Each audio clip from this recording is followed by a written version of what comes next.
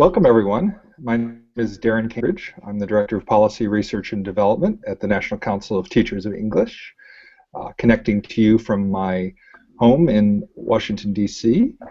And we have a distinguished panel with us tonight representing a number of different perspectives, from the state level to researchers to teachers in the classroom to civil rights leaders, and we're going to hear from all of them about the future of assessment and accountability. But before we jump into the questions around that topic, I'd like to invite each of the panelists to introduce themselves, and we'll go ahead and go in the order that faces appear on the screen. So Christopher, do you want to go ahead and introduce yourself first? Hi, yes, I'm Christopher Boss from Lexington, Kentucky.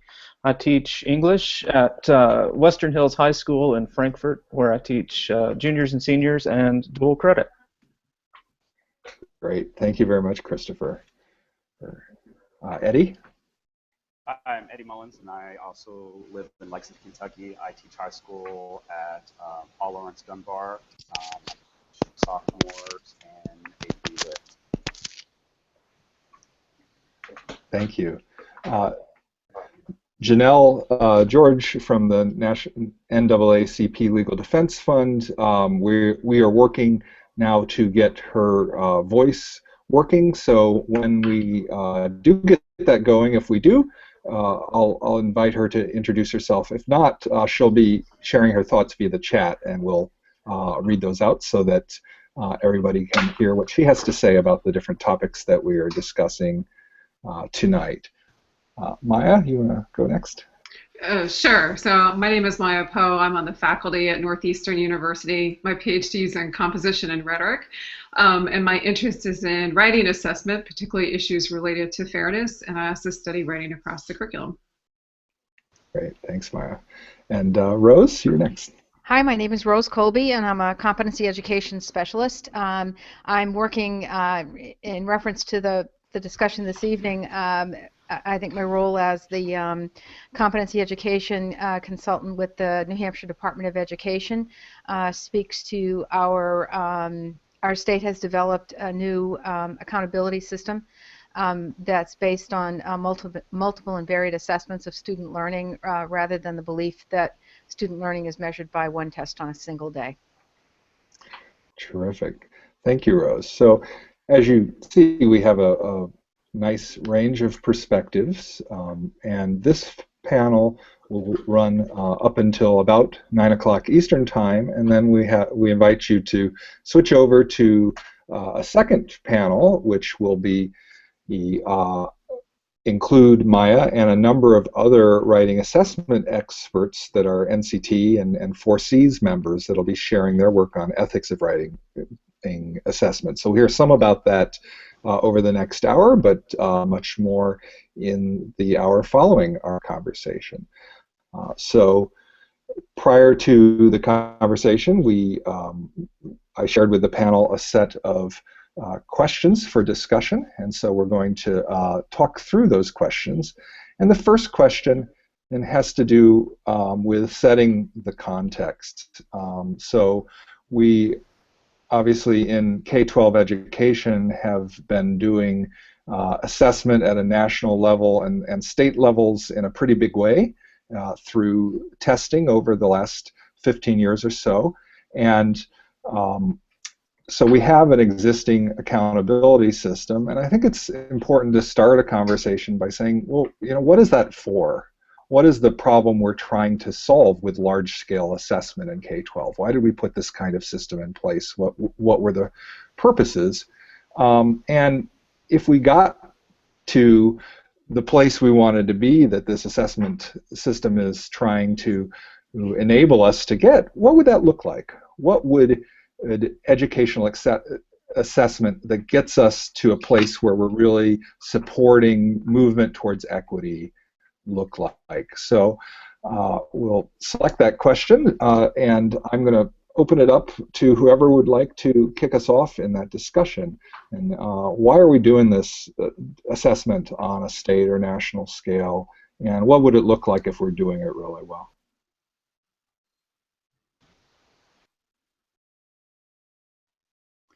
Well, I'll be happy to join in at this point because I think that was the essential question that we posed about 2 years ago now in developing what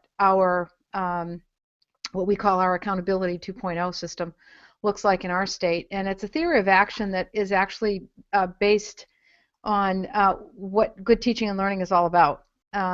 And so if we truly believe we engage kids in meaningful learning, then we must support the teachers involved in their instruction, as well as provide a good assessment system across many measures to really have the best window of understanding what kids have learned, and the best way to measure our accountability as educators in that learning. So, and so we are probably the most forward-looking state in terms of state policy relative to competencies, and we had in place for a number of years competency language in our policies that really spoke to the high school level, where basically students needed to demonstrate mastery of course competencies in order to gain credit for courses. We have since developed that system to a K through 12 system, and we're working on that statewide. And it's a long road to get there, but we'll get there. We had a number of districts that were out ahead in this work, and we put forward to USDE really a proposal that said, let us pilot a different kind of accountability for kids. And it's an accountability where teachers actually assess students on what we call gold standard performance tasks that are validated. The rubrics are calibrated, and we do a lot of inter-rater reliability work on the scoring, and quite a long process involved in it. But basically, we look at smarter balanced assessment taken once at a grade span, so they would take it once in grades 3, 4, and 5, once in grades 6, 7th, and 8th, and once at the high school level. And then we would put into that mix score highly developed performance tasks. And because the districts have developed competency-based grading systems, we also consider the grades that come from the day-to-day grading that's done under these competencies. So to kind of give you what that would look like for any student, and I'll use writing as an example, a 5th grade student might have taken an English language arts smarter balance test perhaps in 4th grade. And then in 5th grade, they'll be doing what we call a PACE task, performance assessment for competency education.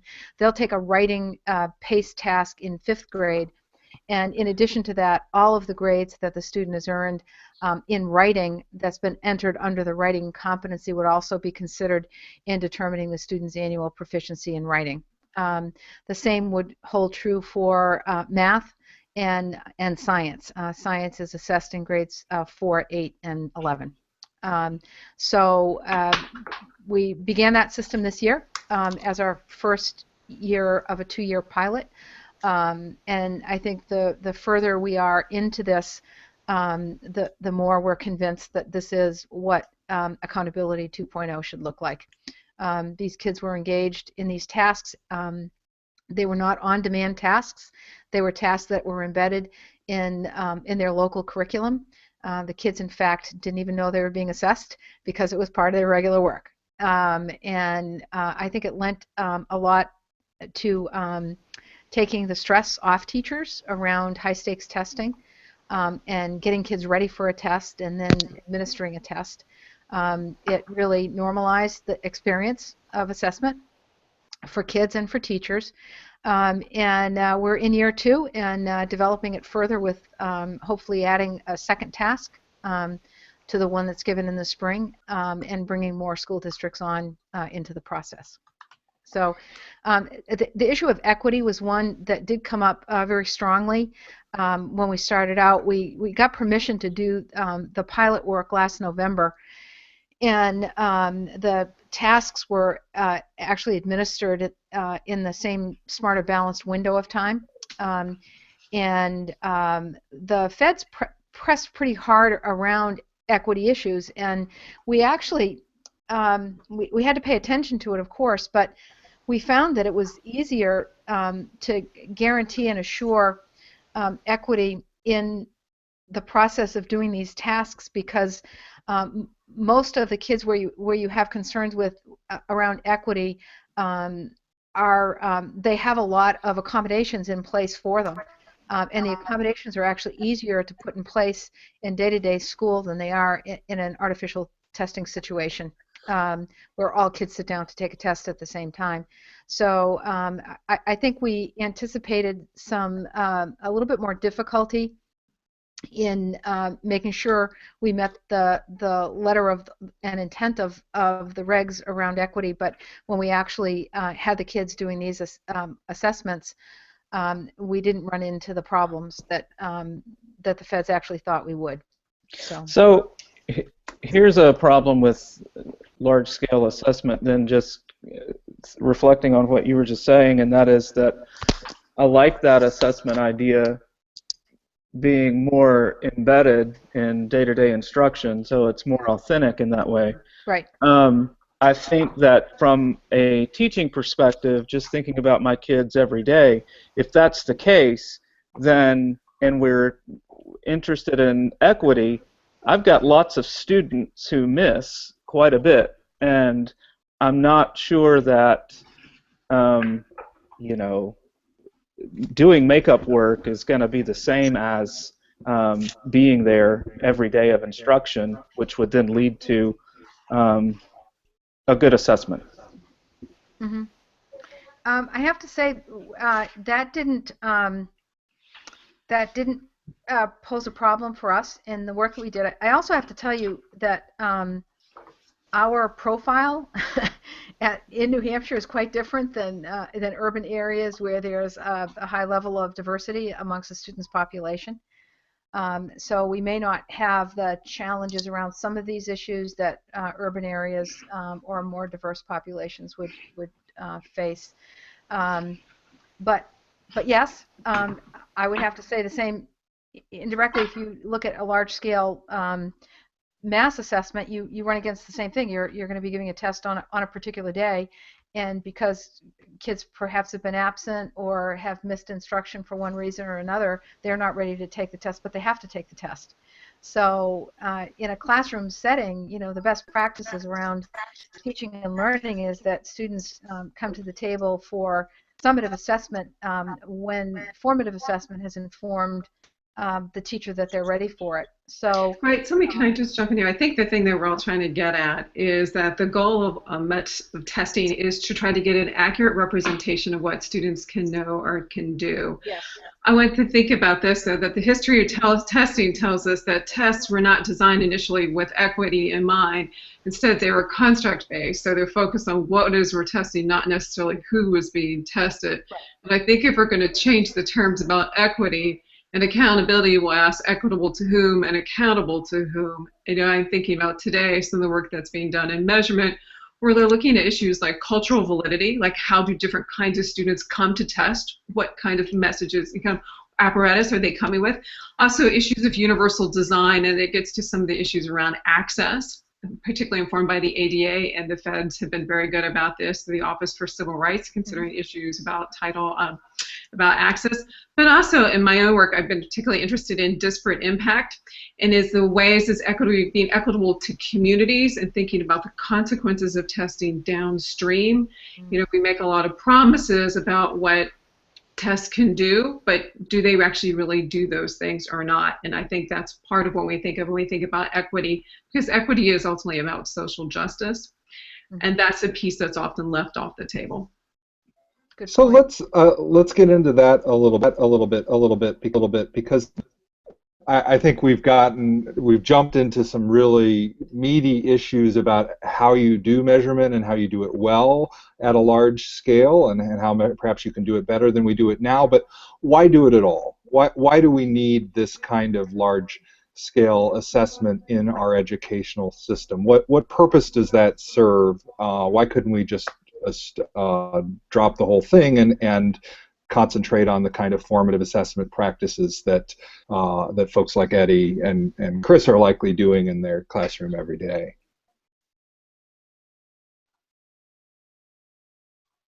Well, I think that just, when I think about these large-scale assessments, that the results that we get don't necessarily end up benefiting the students.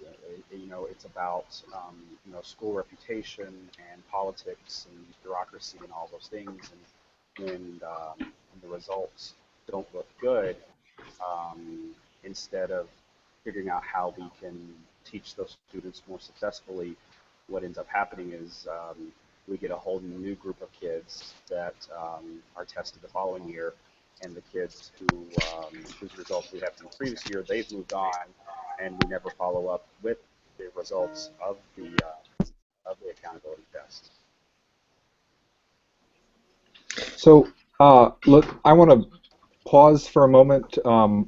We've heard from some of our viewers who joined a little bit late after we did the initial introductions that they're having a hard time figuring out who's who and where you're all from. And since Janel is now with us, hopefully, you can see her. Hopefully she can introduce herself too. So can we do a quick second round of introductions? I'm Darren Cambridge. I'm the Director of Policy Research and Development in the DC Office of the National Council of Teachers of English. And we can go in the same order as last time. So start again with you, Chris. Hi, Chris Boss. I am in Lexington, Kentucky. I teach at Western Hills High School in Frankfort. I teach junior and senior English and dual credit. And I'm Eddie Mullins. I'm also in Lexington, Kentucky. I teach at Laurence, Dunbar. I teach sophomore English and AP Lit. Hi, Janel George with the NAACP Legal Defense and Educational Fund, and I work on federal education policy. Thank you. Excellent, and we hear you just fine. Glad we got the connection made, Janel. And I'm going to come back to you on this first question in just a moment once we get done with the introductions. But Mya, can you introduce yourself? Sure. I'm Mya Poe. I'm on the faculty at Northeastern University, and my PhD is in composition and rhetoric. My specialty is writing assessment. I'm particularly interested in issues of fairness, and I also study writing across the curriculum. So I want ask Janel to respond to this first question about what's the problem we're trying to solve with large-scale assessment in K-12 education. Her organization and the civil rights community have been very vocal about this in the debate around the reauthorization of the Elementary and Secondary Education Act about the need that testing is addressing. So Janel, can you share a little bit about your perspective about why we need to go through all of the work to do this kind of large-scale assessment? What's its purpose in terms of moving us towards a more equitable educational system?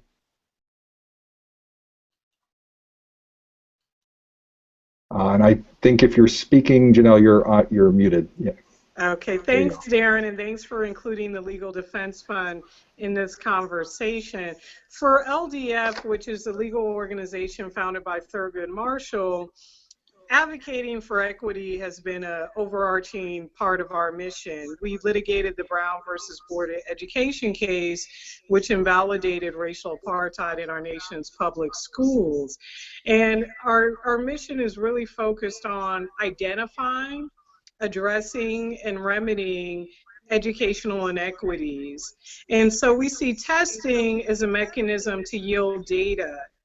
It's really important to underscore we only see testing as part of multiple measures of assessing student knowledge, student learning, and I really want to reiterate a point that was just made. that testing be aligned to curricula. So it's aligned to what students are actually learning.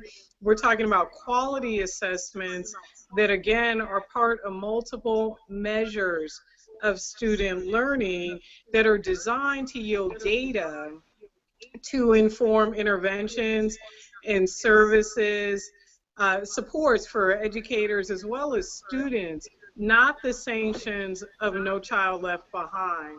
And part of what we're really working on in the reauthorization of the Elementary and Secondary Education Act is to ensure that testing data is not used as a punitive tool against either teachers or students, but that data is used to inform learning and instruction. So that means we need real-time data, right? Not month-long lags in receiving testing data, but data that's focused on informing instruction and informing interventions to help improve student learning.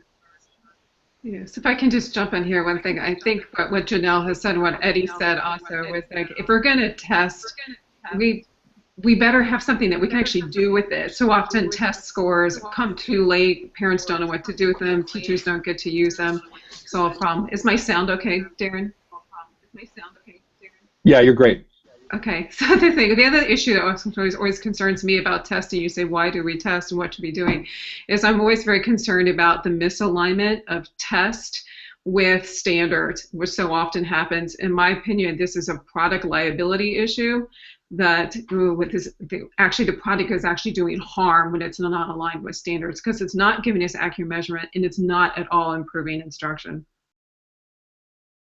One thing that I just wanted to add to that as well, I think that is such a key point because LDF has opposed high stakes testing tied to high stakes decisions. We saw in our complaint against New York Specialized High School in their entrance exam is that the test had nothing to do with the standards of learning that students were actually receiving in the high school. So again, not high stakes testing tied to high stakes decision, but assessment designed to yield information that can be useful to educators and other support staff.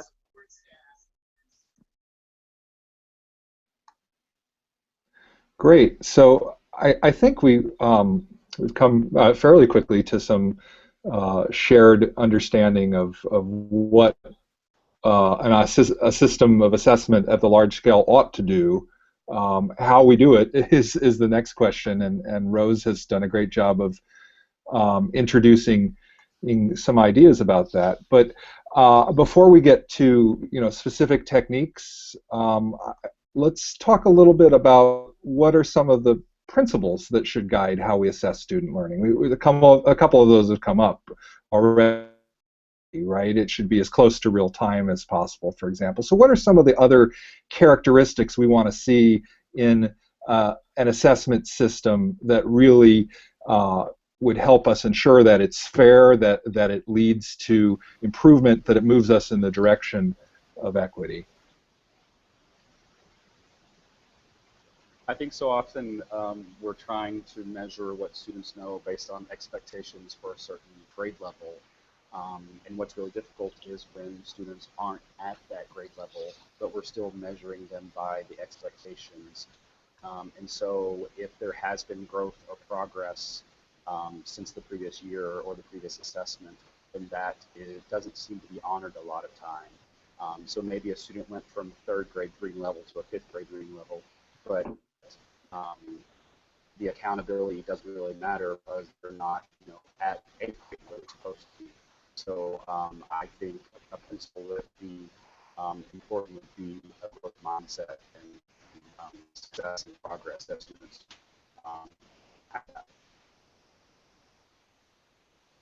Yeah, so let's talk about that issue because I think that's a really important one. Should we be measuring growth? Should we be measuring a benchmark at a certain point, or some combination of the two? I think that often the argument against simply looking at growth is that that gets us off the hook for getting people to the finish line.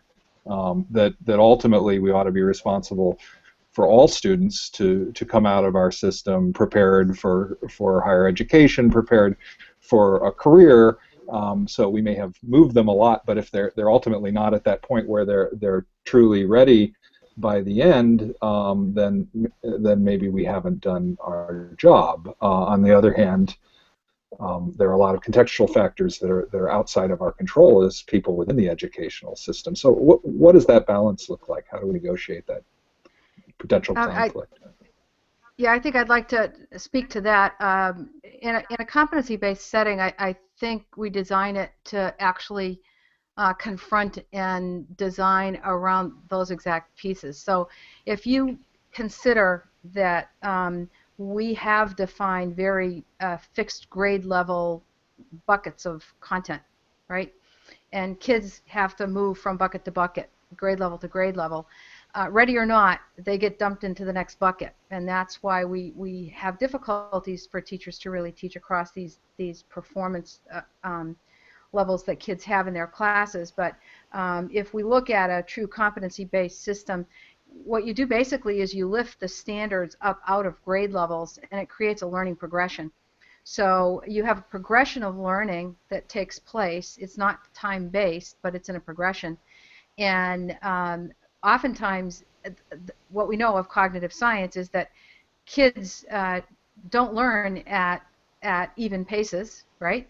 And they don't learn sometimes they get stuck on things, and other times they already know something, and so they can affect how fast or how slow they're going to acquire learning on any standards. So in competency-based settings, we think of it as not fixing the content to a grade level, but instead looking at it as a progression. And the big breakthroughs in competency education come where kids are doing a lot of tech-enabled learning that keeps them in a forward progression.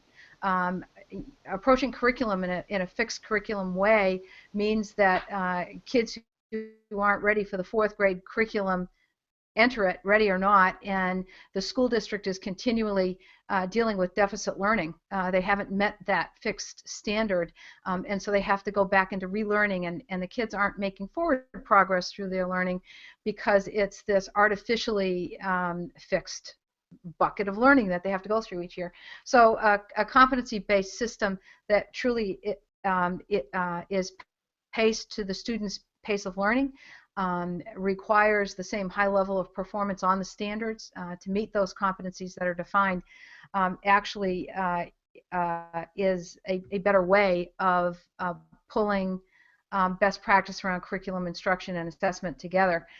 The difficulty with it is, and Adams 50 out in Colorado is a school district that has had to confront this, is you may have a student who in the learning progression may be the equivalent of a sixth grader,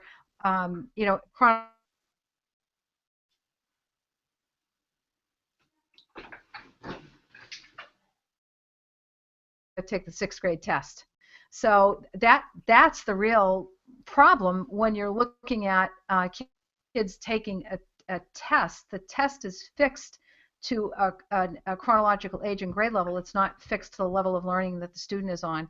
And when we can get the greater flexibility in administering the right test to the right kid, I think we'll have far better information and information that we can use in a better way to help the student, to further their learning.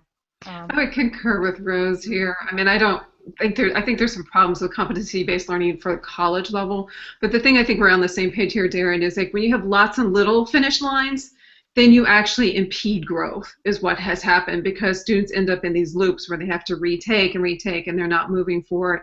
We need to account for development over large sweeps of time. And so one of the important principles that should inform any kind of literacy testing is that it's tied to research on writing development. So often tests have nothing to do with any kind of research. And I mean, this is like such accessible research, a lot of qualitative research, there's quantitative, all kinds of different kinds of classroom-based research that oftentimes is not brought into the design of assessments at all to consider the developmental sweeps that students have in literacy learning.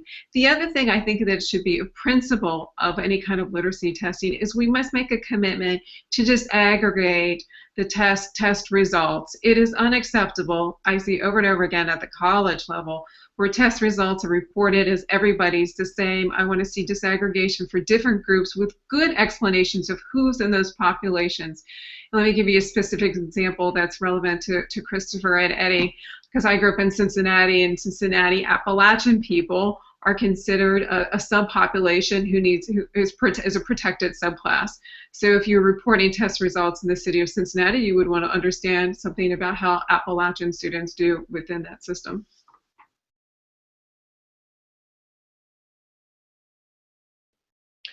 And I think, thinking about principles, for me, I mean, I always want some kind of assessment that's authentic and that takes into account the students' interests too, and what it is that if I'm just in my classroom, if I am wanting a student to progress his ability at reading comprehension, then I'm really all about that student kind of taking charge of that and exploring subjects, for example, that he's or she's interested in. And I guess what's frustrating to me, I'm working with my juniors right now on demand writing, and what's frustrating to me is just how artificial the whole thing is. And the students don't see any buy-in, they don't see any reason to do it, and I had a conversation with somebody about it, and the argument I've always heard is, well, we do on demand because students are going to get out of the workforce and they're going to have to write under pressure. Well, but really, don't we write over periods of time? And I mean, even if we do have a deadline, there's always someone else is kind of giving us feedback, and that to me, I guess, is the problem I have with us standardized assessments. And so in terms of trying to think about or articulate a principle, I somehow want there to be an acknowledgement or an inclusion of something that's a little more realistic and like what we really do in life. I think the other thing that, Christopher, that you touch on there is students' interest students should be taken into consideration in test design, and likewise is that what we do in testing affects students' literacy learning, and so often literacy learning research doesn't think about how assessment shapes what we know about writing, what students take with them across contexts, across grade levels.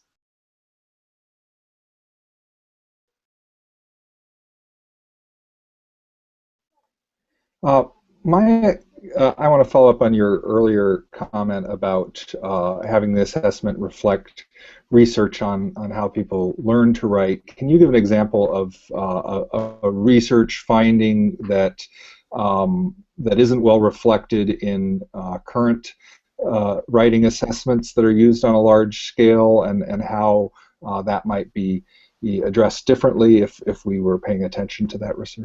Sure. So often, well, Christopher touched on one thing, which is on-demand assessment, when students have a very small, narrow window of time to write, say, 25 minutes to write, time. This is not a realistic kind of a situation, rhetorical situation for writing. But the biggest fault that I find in standardized test literacy testing is that they suffer from what's known as construct underrepresentation, and that writing is a complex thing, right? There's lots of different ways that we can think about writing, all different things that we can measure, and so often they collapse the test into grammar issues. And so they just capture one narrow sliver of what it means to write well and ignore all this other stuff, and all this other stuff that we know from the research is actually more important for writing development. For example, developing rhetorical awareness, developing a sense of strategy of how do you approach different tasks, how do you revise, how do you seek out peer review. These are the kinds of things that make students good writers over time. And Rose, I wonder if you can comment on that from the perspective of doing competency-based assessment. One of the critiques I've heard from NCT members about competency-based assessment is that there's a risk of taking something as very complex as writing or literacy even more broadly, and trying to break it down into a set of skills that you can measure, skills and strategies, that you oversimplify it and you miss elements that are really important, like students' passion for particular areas, their curiosity. How are you dealing with that in the system? Well, I want to be real sure that when we invoke the term competency, that we're talking about the same thing. And in fact, a competency is actually a high level concept. Yes, you can break it down. We don't break it down into a fine grain size around a particular skill. It's really a set of performance indicators on a broad concept that you're looking for. And we're very careful that we specify that to determine competency as a proficiency, to say you are competent means that that you have a product or there's evidence of your work that shows that you've applied strategic thinking or extended thinking in developing that product. However, in competency-based systems, you really are looking for student agency to be part of what goes into making that product. All right, so that's where the authentic pieces do come out. So, for example, just in our PACE assessments that we did this year, yes, we were asking kids to do a piece of argumentation writing, but the topic around which they were creating their product was based on primary resources that they had locally, but they were making an argument about something that resonated with them around what they got from the reading that they were doing. So every student may have approached that writing in a way that was most meaningful to them, and it looked a little bit different, you know, for each student. But we were asking kids to perform and create a product that served the same competency. That was the same. The prompt was the same, or the stimulus for the work was the same, but it wasn't 50 kids doing the same writing prompt, because they were able to co-create that product around what was required of them in that performance. So I think we have to learn how to let go in many respects, by saying we can come at this and see this. I really kind of like the way you spoke about disaggregation. We can look at products, or we can look at sets of data with different lenses at different times. We don't have to give them a separate assessment every time. And we've gotten into, in education, have gotten into this habit of saying, well, if we're going to measure this, then we have to give them this assessment. But you may have already given an assessment as part of a student's profile that could give you that same information without giving them a fresh one. You know what I mean? So there's all these different pieces around. You know, we look at competencies as being very, very evidence-based, but the approach to learning in a competency-based environment requires a high degree of personalization, where there's student-centeredness in the choice and the voice and the decisions that are made around what is being produced and what they're learning. And that's I think the real strength of looking at competency-based systems, because we don't say, you know, you're going to get the grade at the end of the year, and we give kids real-time feedback on what they're doing and how they're doing it that informs the next steps of what they're doing, so that if a student is having difficulty, well, they have to approach something differently, or they have to spend a little bit more time on it. But the point is to move them to a proficient state while they're doing their learning, and not deciding whether they're proficient or not at the end of a high-stakes test that they get the results back 6 months after. So we really look for high levels of performance, and not the atomistic check off the standards as part of the evidence. We're looking for products that represent how kids can problem solve and transfer content and skills that they've learned. Thanks. So I want to move us to our next question, which has to do with the testing system that is in place in most states and districts now. And I want to rephrase this one a little bit differently from how it's written here, and ask, you know, is there anything about the testing system that we have now that we don't want to lose? are we seeing it doing some things that are worthy of merit? That if we weren't doing them, we would be not doing our job as well as we could. It's certainly, I think we're all aware of the many problems with the current system and the consequences of that system. But is there anything we don't want to lose, or should we just be scrapping the whole thing and starting over?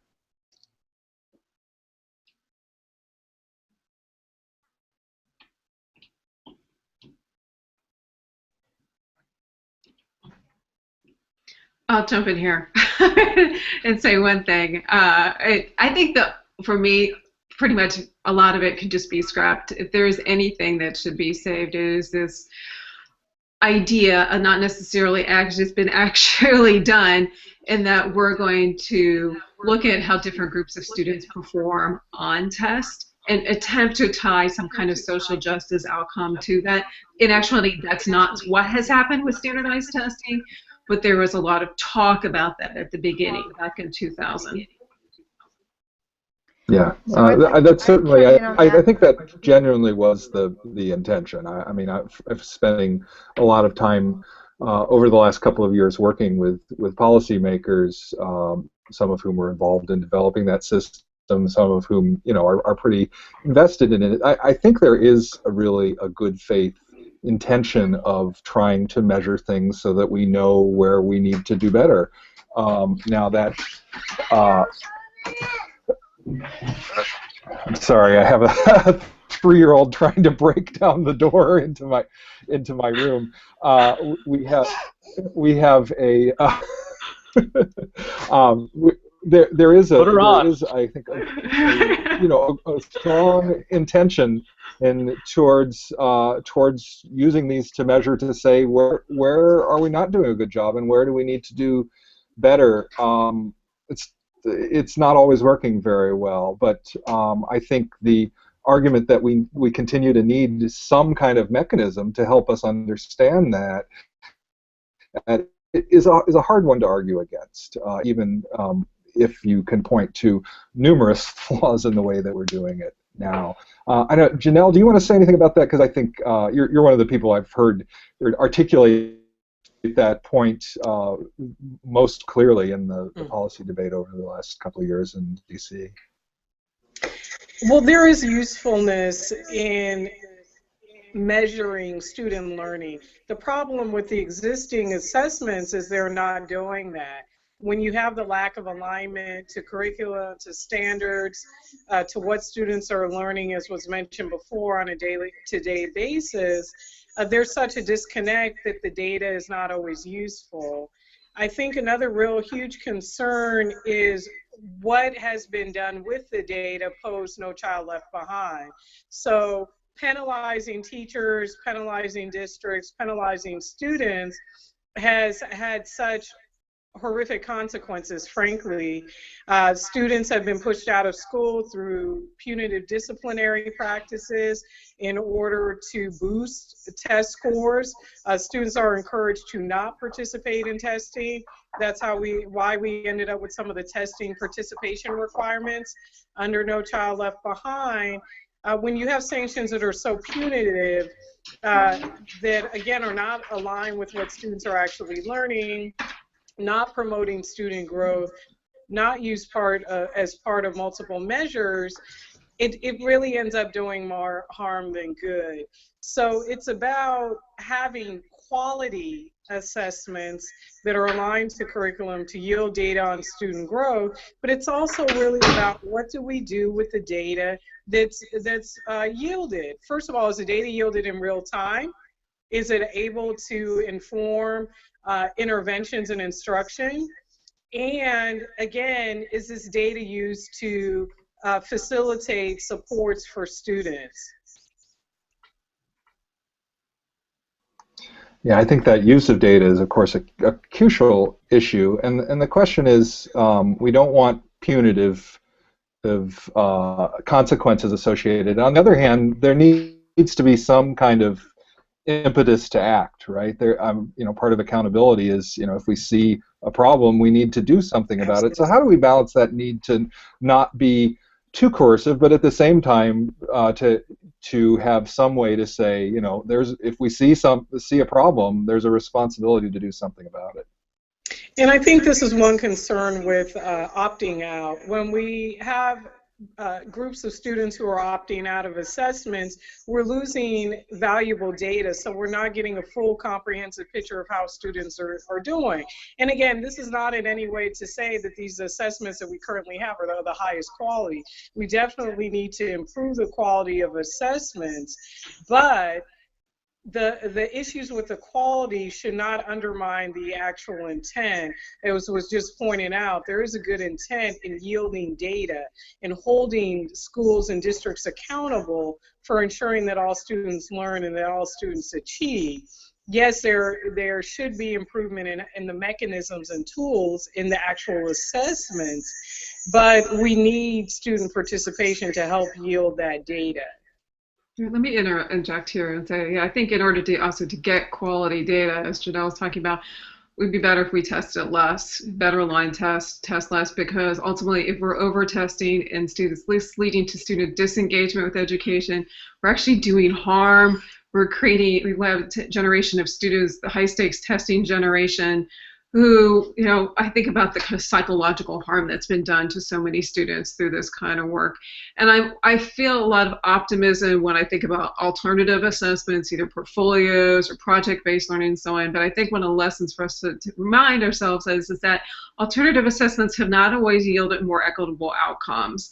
And so just racing to one thing or to another thing and not paying attention to equity issues would be a mistake. Yeah, I really think that I agree 100%. Janelle, I understand the sensitivity around this issue. We have to keep that in the forefront of this. But yet, Maya, that notion that we're over testing kids, when you look at the school-based, the district-based, the state-based, and the federal-based, we've actually seen that in some cases. Well, actually, many schools are spending more time in the assessment mode than they are in the learning mode. And so that in and of itself is not fair. Let's say that, because the assessment tests are based on full years worth of learning, and they're not getting it. So I think I like to always think about multiple and varied assessments. Sure, I do want to see kids take maybe a standardized test, but maybe once every 3 years, not every year, okay? But coupled with that, what other kind of information would I need to have on student learning that would best inform teachers, students, and parents about where the student is and where they're going? So I might want to choose a project-based piece as part of that piece of information or data. Then I actually want to see other situations that are more locally based and just-in-time assessment that's strongly aligned to a curriculum that's complex, though. It's not just a simple formative assessment, a summative assessment where they're really doing some work, but it isn't as deep a learning setting as a project would be. I also, in all of this testing, I'm not even coming close to having any assessment data on those factors on kids which really speak to the college and career readiness skills. I call them the personal success skills. And our research tells us that those dispositions are actually more informative of a student's success in post-secondary and workforce settings than any disciplinary or academic testing that's done. And yet what isn't tested isn't taught. And we are not bringing kids through in a developmental approach to becoming independent learners by the time they graduate from high school. I have a principal that as he told me the story, I just felt for him. He said, Rose, when kids walk across the stage to shake my hand and pick up their diploma, I know that some of them won't be able to make it. And it's not because they didn't get an A in English, it's because they can't self-direct, they can't self-advocate, they can't budget their time, they can't collaborate. He said all of those things that would make them successful after are the very things that we know they can't do. And why? Because we've not taught them and we've not assessed them. and it doesn't become part of the students' learning plans as they're going through. So there's a whole set of indicators there around college and career readiness that we abjectly ignore when it comes to assessment systems. And we really need to pay attention to those, and we really need to make, you know, an outright effort to, especially at the secondary level, to teach those skills and assess those skills and consider it as part of the total picture and profile of a student relative to their college and career readiness. And I would So we have concur about, with that. I was just going to jump in here one thing, Dan. I would just say I would concur with that. I think about accountability. If we're going to be accountable to not necessarily state legislators, but accountable to students in terms of the broad trajectory of their careers and college readiness, whatever you call it, because not everybody's going to go to college. It's paying attention to those habits of mind is what Rose is talking about. That's so important, because at least at the college level, that's what we're focusing on now when students come to us, is those issues about persistence, openness, flexibility, because these are the things that are going to make them lifelong learners. so we have about 5 minutes left, and I'd like to hear from Chris and Eddie the perspective from the classroom, building on some of these comments. So what's important for you to understand about your students' learning that maybe we should understand on a broader scale across classrooms or across schools? What do you see that's really important about your students' learning that perhaps conventional large-scale assessments aren't getting at, and what are some of your experiences of ways that we might be able to see that differently? Well, I think just continuing what we've been discussing, the more pressure that's put on us with high-stakes, large-scale assessment is when we are focused on preparing students for those, what we lose almost immediately is the interest, the relevance, the engagement. It seems like things are just turning students off, and it's not happening. So the habits of mind, the lifelong learner qualities, it's just sometimes it just feels like it's sucking the life out of our classroom because it's difficult to translate what's important to our students into these assessments.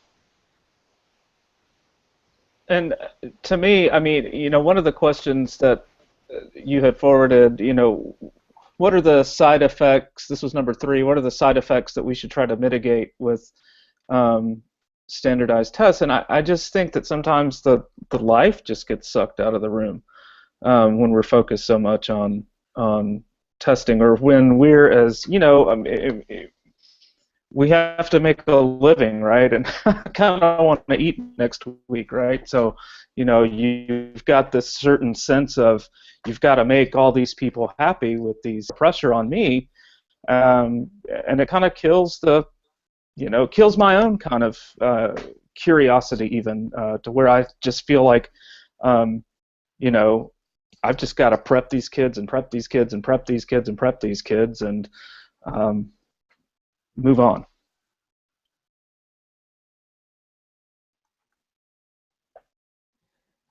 Thanks.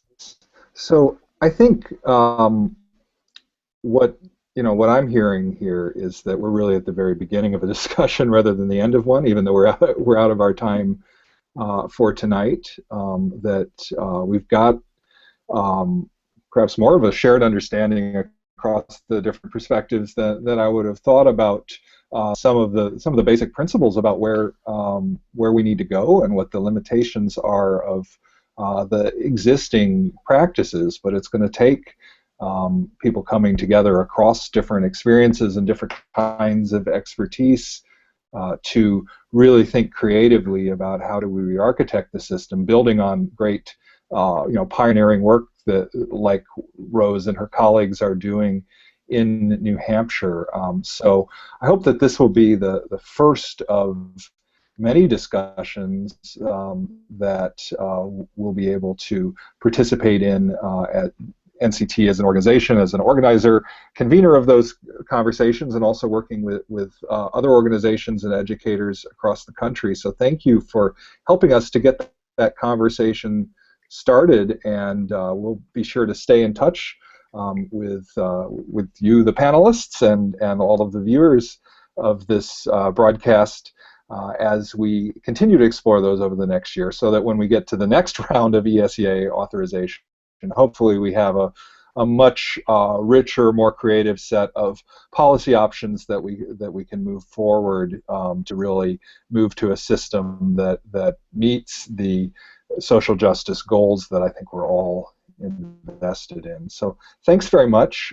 Encourage everyone watching and panelists, if you have the time, to switch over to the other channel where, well, it's the same channel, so viewers, you can just stay on, but the rest of us can switch over and become viewers, and we have Mya and several of her colleagues on the 4Cs Writing Assessment Committee that are going to share work on, as well as some journal editors working in writing assessment who are going to share their research on the ethics of writing assessment. And I think that will be great for really going into more depth about some of the underlying principles that we ought to be thinking about as we look at all of the different options that could be compiled to create what the next generation of an assessment system look like. So thanks so much, everyone, for taking time out of your evening, and we look forward to seeing you again soon. Thank you. This is Darren Cambridge signing off. Thank you. Bye now. Bye.